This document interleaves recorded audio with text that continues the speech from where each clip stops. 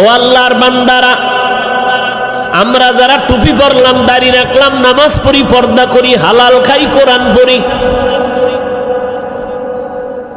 বলেন এই জমিনের মধ্যে কত বিধর্মীরা ইসলামের দুশ্মনী করে। কোরআন বন্ধ হয়ে যাক, মসজিদে তালা দেয়া হোক, মাদ্রাসা বন্ধ হয়ে যাক, ওয়াজ মাহফিল বন্ধ করে দাও,